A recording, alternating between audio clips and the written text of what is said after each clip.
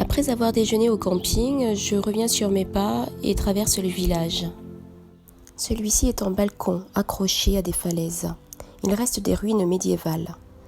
Et nous pouvons voir de nombreuses habitations semi-troglodytiques qui sont elles aussi adossées aux rochers prolongeant le bourg. Un panneau indique les informations suivantes, four et fontaine. Le creux de la falaise pour abri, pain et eau rassemblés dans un même lieu, est toute une raison de vivre là, à une époque pas si lointaine. Pas besoin de télévision, l'écran de la vallée est magnifique. Quelle quiétude!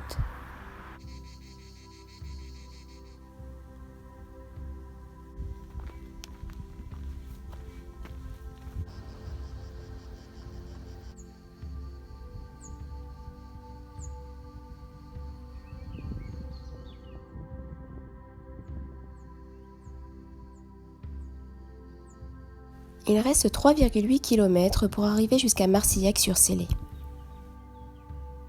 Je passe à côté d'une higue appelée Trou du Facteur où certains spéléologues descendent. Il me reste encore 18,9 km jusqu'à Cabreret, mais je décide de faire la visite bucolique et d'arpenter l'ensemble de Cazelles qui se trouve à 150 mètres.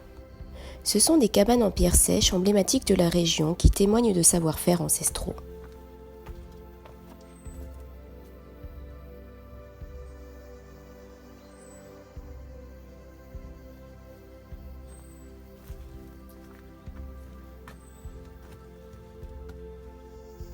Mais avant de m'arrêter à Cabreret, je passerai dans un premier temps par Marcillac-sur-Célé, puis Sauliac-sur-Célé.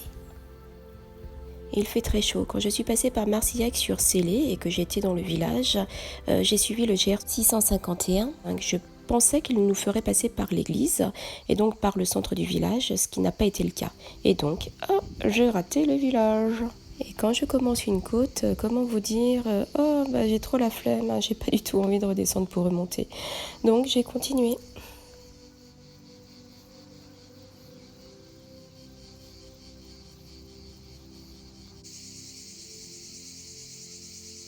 Depuis ce matin, je n'ai croisé aucun pèlerin. D'ailleurs, depuis que j'ai commencé le chemin, je n'ai quasiment rencontré personne.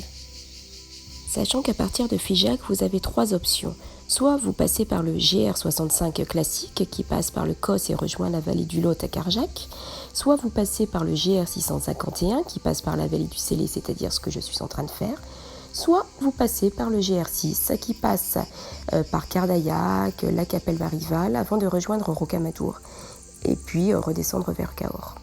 Moi, j'ai choisi la GR651, la vallée du Célé. L'une des plus sportives, pas sûr que ce soit la plus fréquentée. Il ne me reste plus que 11,6 km jusqu'à Cabreret, mais dans un premier temps, je vais me faire un petit arrêt Dolmen.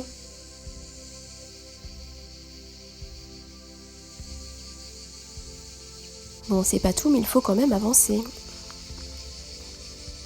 Un des points que je retiendrai de la vallée du Célé, c'est qu'il y a énormément de cailloux, souvent anguleux. Et comme j'ai des semelles de chaussures de randonnée assez souples, je les sens quand même bien, ces cailloux.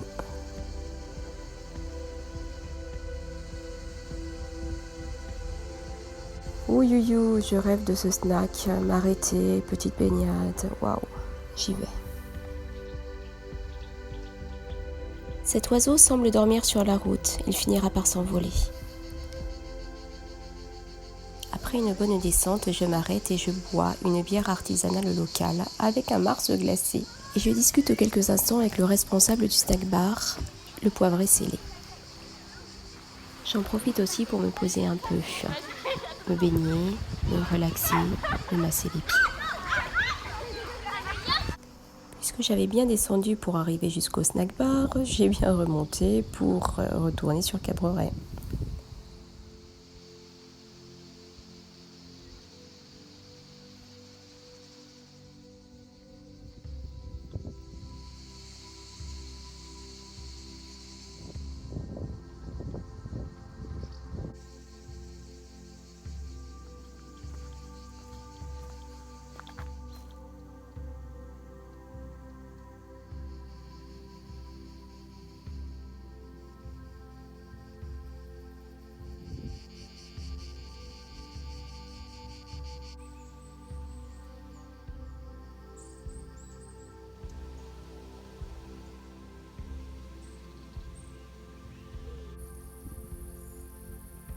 Il est 18h passées, j'en profite néanmoins pour discuter avec un agriculteur du coin.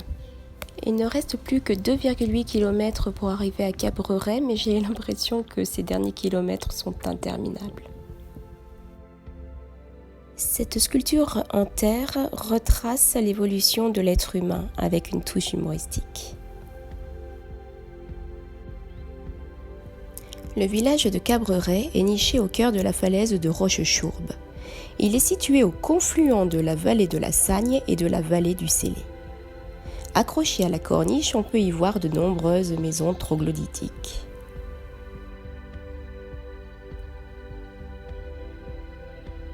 Alain m'a écrit un SMS. Il s'avère qu'il a passé la journée à faire du canoë-kayak. Il se trouve aussi à Cabreret. Nous décidons de manger ensemble.